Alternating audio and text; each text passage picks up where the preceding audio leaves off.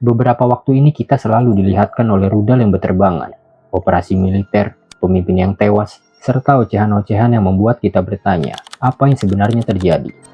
Setelah menguasai minyak Venezuela, sekarang orang tua ini melancarkan pukulannya kembali di Timur Tengah. Kenapa Donald Trump mengambil langkah terang-terangan seperti ini? Sejarah bagaimana yang membentuk permusuhan antara Amerika, Israel, dan Iran? Untuk memahami ini semua, mari kita mundur sedikit lebih jauh.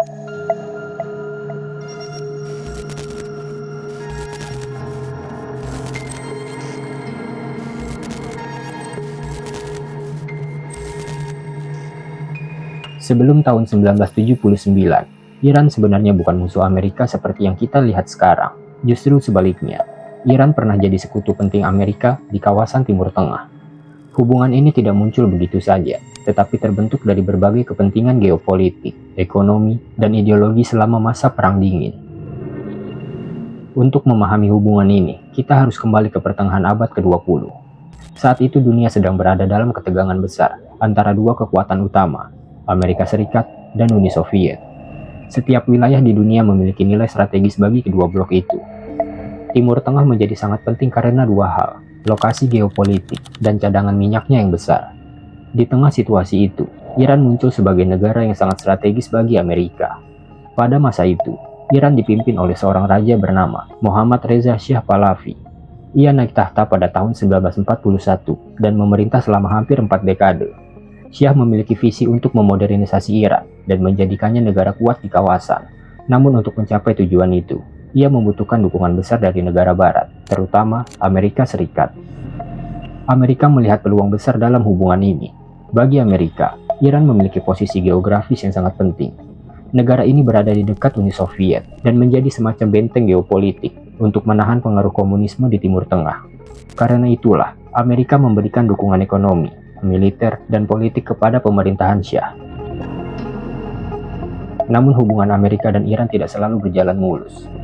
Salah satu peristiwa penting terjadi pada tahun 1953. Saat itu Iran memiliki seorang Perdana Menteri populer bernama Mohammad Mossadegh. Mossadegh mengambil langkah yang sangat berani. Ia menasionalisasi industri minyak Iran yang sebelumnya dikuasai perusahaan barat. Langkah ini membuat Amerika dan Inggris mulai khawatir. Minyak Iran adalah sumber energi penting bagi dunia barat. Selain itu, mereka juga takut Iran akan semakin dekat dengan Uni Soviet. Akhirnya, melalui operasi rahasia yang melibatkan Badan Intelijen Amerika, Mossadegh digulingkan dari kekuasaannya. Peristiwa kudeta tahun 1953 menjadi titik balik besar dalam sejarah Iran. Setelah Mossadegh jatuh, kekuasaan Shah semakin kuat. Amerika pun semakin meningkatkan dukungannya kepada pemerintah Iran. Bagi Amerika, Shah adalah sekutu yang bisa menjaga stabilitas kawasan dan melindungi kepentingan Barat. Selama tahun-tahun berikutnya, hubungan kedua negara berkembang dengan sangat erat. Iran menerima bantuan militer besar dari Amerika. Senjata modern, pelatihan militer, dan teknologi pertahanan mengalir ke negara itu. Iran bahkan menjadi salah satu pembeli senjata terbesar dari Amerika pada masa itu. Selain militer, hubungan ekonomi juga semakin kuat. Iran adalah salah satu pemasok minyak penting bagi negara-negara Barat. Bahkan ketika beberapa negara Timur Tengah melakukan embargo minyak terhadap Barat pada tahun 1970-an, Iran tetap menjaga hubungan energi dengan Amerika. Di bawah pemerintahan Shah, Iran juga mengalami modernisasi besar-besaran. Program pembangunan yang dikenal sebagai White Revolution membawa perubahan dalam pendidikan, industri, dan infrastruktur. Kota-kota besar seperti Teheran mulai terlihat lebih modern dengan gaya hidup yang semakin dipengaruhi oleh budaya Barat. Namun modernisasi ini juga membawa masalah baru. Banyak rakyat Iran merasa bahwa perubahan yang terjadi terlalu cepat dan tidak sesuai dengan tradisi mereka. Sebagian masyarakat juga merasa bahwa pemerintah terlalu dekat dengan Amerika dan terlalu bergantung pada Barat. Di sisi lain, pemerintahan Shah juga semakin bersifat otoriter.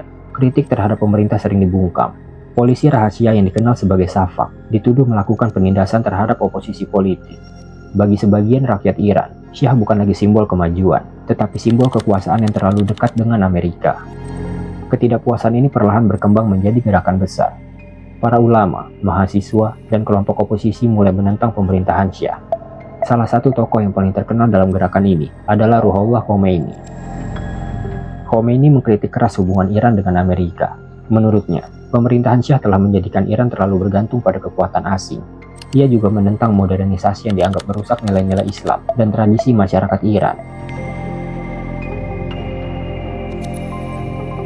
Pada akhir tahun 1970-an, protes besar mulai terjadi di berbagai kota. Demonstrasi, kerusuhan, dan pemogokan semakin meluas. Situasi politik Iran menjadi semakin tidak stabil. Akhirnya, pada tahun 1979, revolusi besar terjadi. Peristiwa yang dikenal sebagai Iranian Revolution ini menggulingkan pemerintahan Syah. Monarki Iran runtuh dan digantikan oleh sistem baru, yaitu Republik Islam Iran. Perubahan ini tidak hanya mengubah politik dalam negeri Iran, tetapi juga mengubah hubungan negara itu dengan dunia.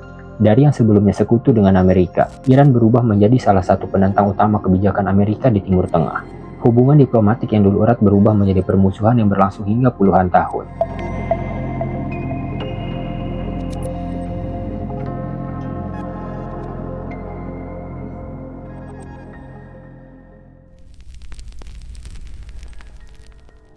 The Palestinians obviously had the sympathy of many people, almost all the countries in the world. Sekarang yang kita bahas adalah hubungan Israel dan Iran.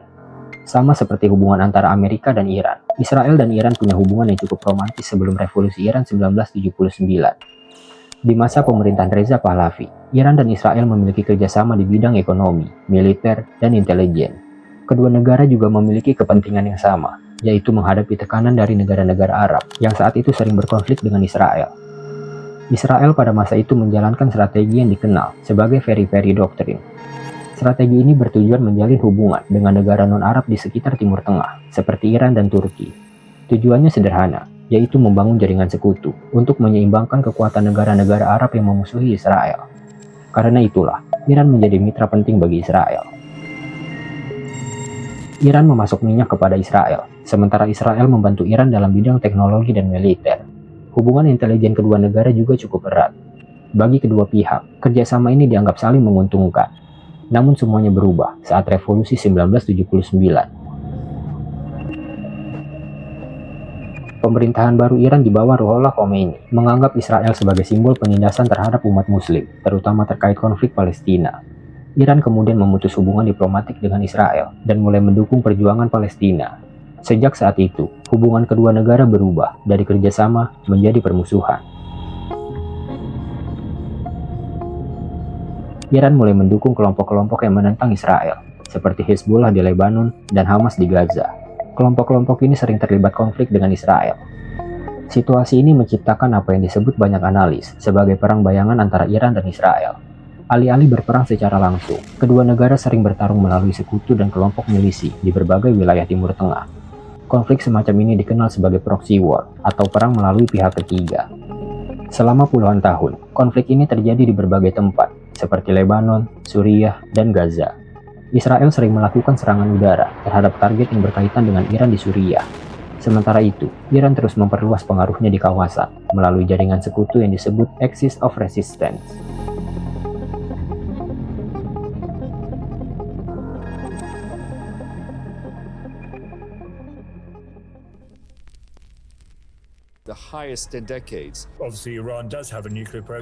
Jika kita membicarakan konflik saat ini, satu isu hampir selalu muncul di tengah perdebatan, program nuklir Iran. Bagi Israel dan Amerika, program ini dianggap sebagai ancaman serius bagi keamanan kawasan. Namun bagi Iran, program tersebut justru dianggap sebagai hak mereka sebagai negara berdaulat untuk mengembangkan teknologi nuklir secara damai. Perbedaan pandangan inilah yang perlahan mulai berubah menjadi salah satu krisis geopolitik terbesar di dunia modern. Namun yang menarik, program nuklir Iran sebenarnya tidak dimulai sebagai ancaman. Sejarahnya justru dimulai ketika Iran masih menjadi sekutu dengan Amerika saat masih di bawah pemerintahan Reza Pahlavi. Pada akhir 1950-an, di tengah ketegangan Perang Dingin, Amerika ingin memperkuat sekutunya di berbagai wilayah dunia. Salah satu program yang diluncurkan Amerika adalah Atoms for Peace, sebuah program yang bertujuan membantu negara-negara sekutu mengembangkan energi nuklir untuk tujuan damai. Iran menjadi salah satu negara yang menerima bantuan itu. Pada tahun 1967, Iran membangun reaktor nuklir penelitian di Teheran dengan bantuan Amerika. Program ini dilancarkan untuk penelitian ilmiah, produksi isotop medis, dan pengembangan energi masa depan. Tidak ada yang membayangkan bahwa program nuklir Iran suatu hari akan menjadi sumber konflik global. Setelah revolusi, hubungan Iran dengan Amerika dan Israel berubah drastis. Iran menjadi negara yang sangat kritis terhadap pengaruh Barat di Timur Tengah. Banyak proyek nuklir yang sebelumnya didukung negara Barat, kemudian dihentikan. Namun situasi berubah lagi pada akhir 1980-an. Setelah mengalami perang panjang dengan Irak, Iran mulai menyadari pentingnya teknologi dan kemandirian strategis. Negara itu kemudian kembali mengembangkan program nuklirnya. Pemerintah Iran mengatakan bahwa program ini bertujuan untuk menghasilkan energi listrik, penelitian ilmiah, dan teknologi medis. Namun pada awal tahun 2000-an, dunia mulai menemukan sesuatu yang mengejutkan. Beberapa fasilitas nuklir Iran yang sebelumnya tidak dilaporkan mulai terungkap ke publik. Penemuan ini memicu kekhawatiran internasional. Badan Pengawas Nuklir PBB, International Atomic Energy Agency, mulai melakukan inspeksi terhadap fasilitas nuklir Iran. Iran tetap menegaskan bahwa programnya bertujuan damai. Namun masalah utama bukan hanya keberadaan fasilitas nuklir, melainkan tingkat pengayaan uranium yang dilakukan Iran. Untuk pembangkit listrik nuklir biasa, uranium hanya perlu diperkaya sekitar 3-5%. Namun dalam beberapa tahun terakhir, Iran diketahui memperkaya uranium hingga sekitar 60%. Angka ini masih di bawah tingkat yang dibutuhkan untuk membuat bom nuklir, tetapi jaraknya sudah tidak terlalu jauh. Untuk membuat senjata nuklir, uranium biasanya diperkaya hingga sekitar 90%. Inilah yang membuat banyak negara barat mulai khawatir. Menurut laporan Badan Energi Atom Internasional, stok uranium Iran yang diperkaya hingga 60%, bahkan cukup untuk menghasilkan beberapa senjata nuklir jika diperkaya lebih lanjut. Namun ada satu fakta yang sering menjadi perdebatan, bahwa hingga saat ini belum ditemukan bukti bahwa Iran sedang menjalankan program senjata nuklir secara sistematis. Artinya, kekhawatiran terhadap Iran sebagian besar didasarkan pada potensi kemampuan, bukan bukti bahwa bom tersebut benar-benar dibuat. Meski demikian, bagi Israel kemungkinan itu saja sudah dianggap terlalu berbahaya. Israel memiliki doktrin keamanan yang sangat tegas. Negara itu percaya bahwa mereka tidak boleh membiarkan musuh regional memiliki senjata nuklir. Karena itulah, Israel sebelumnya pernah menyerang fasilitas nuklir negara lain di Timur Tengah. Bagi Israel, jika Iran memiliki senjata nuklir, keseimbangan kekuatan di kawasan akan berubah secara drastis. Iran memiliki jaringan sekutu di berbagai wilayah, seperti Lebanon, Suriah, dan Irak. Jika negara itu memiliki senjata nuklir, pengaruh militernya akan meningkat secara signifikan. Sementara itu bagi Amerika Serikat, kepentingannya lebih luas. Timur Tengah merupakan salah satu kawasan paling strategis di dunia. Sebagian besar cadangan minyak global berada di wilayah ini.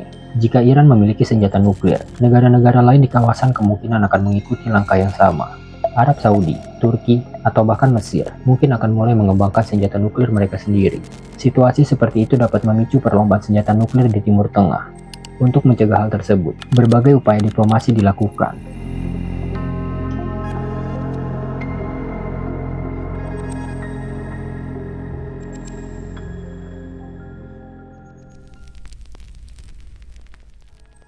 Ketika program nuklir Iran mulai menjadi sorotan dunia pada awal tahun 2000-an, reaksi dari negara-negara barat tidak datang dalam bentuk serangan militer. Sebaliknya, tekanan utama yang digunakan adalah sanksi ekonomi. Sanksi ini secara bertahap menjadi salah satu tekanan ekonomi terbesar yang pernah dialami sebuah negara di era modern. Sebenarnya, hubungan Iran dengan sanksi internasional sudah dimulai sejak lama. Sejak tahun 1990-an, Amerika Serikat mulai menerapkan berbagai pembatasan ekonomi terhadap Iran. Alasannya beragam, mulai dari tuduhan dukungan terhadap kelompok militan, hingga kekhawatiran terhadap program nuklir negara itu. Namun tekanan internasional meningkat drastis setelah dunia mengetahui bahwa Iran memiliki sejumlah fasilitas nuklir yang sebelumnya tidak dilaporkan. Sejak saat itu, Perserikatan Bangsa-Bangsa, Amerika Serikat, dan Uni Eropa mulai memberlakukan berbagai sanksi yang semakin keras terhadap Iran. Sanksi ini mencakup banyak sektor penting.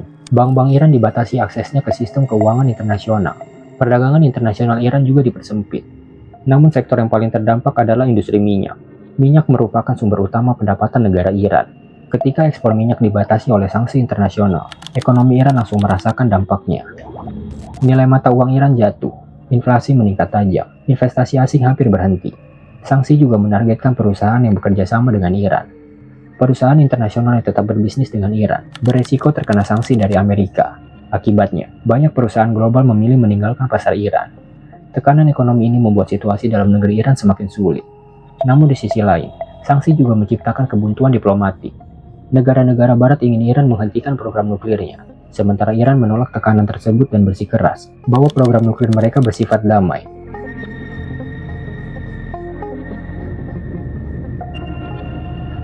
Setelah bertahun-tahun, konflik ini tidak menemukan jalan keluar. Ketegangan meningkat, tetapi solusi diplomatik masih jauh dari jangkauan. Namun situasi mulai berubah pada awal dekade 2010-an. Sanksi ekonomi yang semakin berat mulai memberikan tekanan besar terhadap ekonomi Iran. Pada saat yang sama, perubahan politik juga terjadi di Iran. Pemerintah baru mulai membuka peluang untuk negosiasi dengan negara-negara barat. Di sisi lain, negara-negara barat juga menyadari bahwa tekanan ekonomi saja tidak cukup untuk menyelesaikan krisis nuklir Iran. Akhirnya, proses diplomasi besar mulai dilakukan. Negosiasi ini melibatkan Iran dan kelompok negara yang dikenal sebagai P5+1. Kelompok ini terdiri dari Amerika Serikat, Inggris, Prancis, Rusia, Cina, dan Jerman. Perundingan berlangsung selama bertahun-tahun dan seringkali mengalami kebuntuan.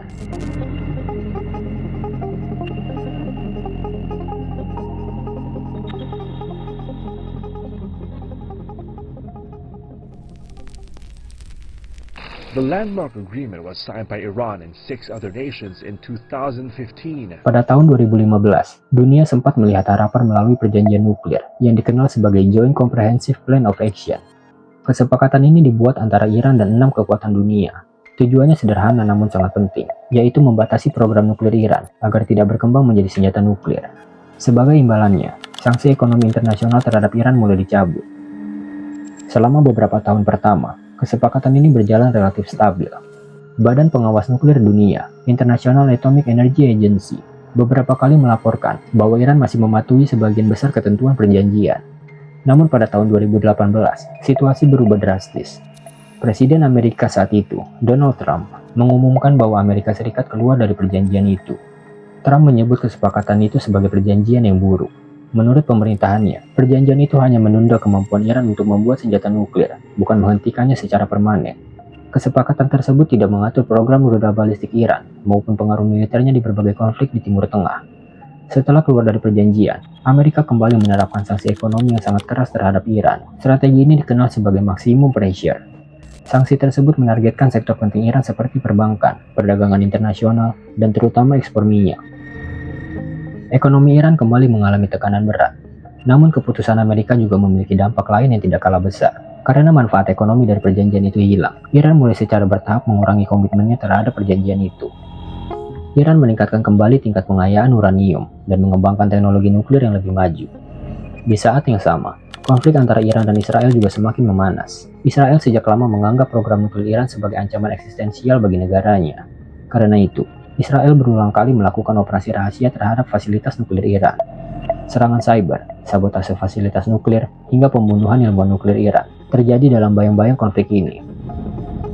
Namun pada pertengahan dekade 2020-an, konflik yang sebelumnya tersembunyi mulai berubah menjadi konfrontasi militer yang jauh lebih terbuka. Pada tahun 2025, Israel melancarkan serangan udara terhadap berbagai fasilitas militer dan nuklir di Iran. Serangan ini menargetkan lokasi penting, seperti Natanz dan fasilitas strategis lainnya. Dalam serangan itu, sejumlah komandan militer tinggi Iran tewas, termasuk tokoh penting dalam Islamic Revolutionary Guard Corps, salah satu kekuatan militer paling berpengaruh di negara itu. Beberapa laporan menyebut bahwa lebih dari 20 komandan senior Iran tewas dalam serangan itu. Konflik ini kemudian menarik keterlibatan Amerika Serikat secara langsung. Pesawat Amerika ikut menyerang fasilitas nuklir Iran, seperti Fordow dan Isfahan. Serangan ini menandai eskalasi besar dalam konflik yang sebelumnya lebih banyak terjadi melalui perang bayangan. Namun titik paling dramatis terjadi pada tahun 2026 dalam sebuah operasi militer besar yang dilakukan bersama oleh Israel dan Amerika.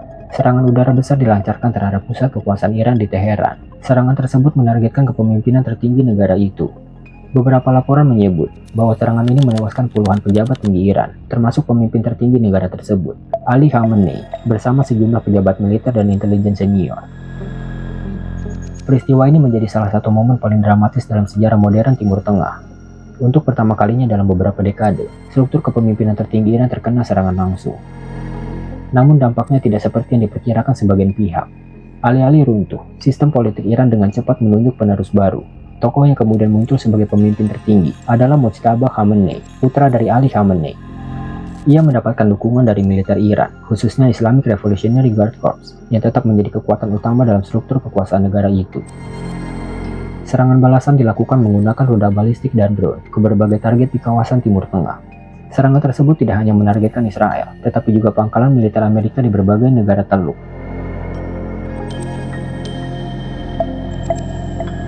Konflik yang awalnya berpusat pada program nuklir, kini berubah menjadi perang regional yang jauh lebih luas. Beberapa analis menyebut bahwa runtuhnya diplomasi nuklir pada tahun 2018 menjadi salah satu titik balik paling penting dalam perjalanan menuju konflik ini. Ketika jalur diplomasi tertutup dan kepercayaan antar negara runtuh, ketegangan yang telah berlangsung selama puluhan tahun akhirnya berubah menjadi konfrontasi militer terbuka. Dan hari ini, konflik antara Iran, Israel, dan Amerika tidak lagi sekedar pertarungan diplomatik. Ia telah menjadi salah satu krisis geopolitik paling berbahaya di dunia modern. Sebuah konflik yang bermula dari program nuklir, namun berkembang menjadi perebutan kekuatan, pengaruh, dan masa depan Timur Tengah. Jika kamu merasa kisah ini penting untuk terus diingat, bantu kami menyebarkannya. Suaramu adalah bagian dari kisah itu sendiri.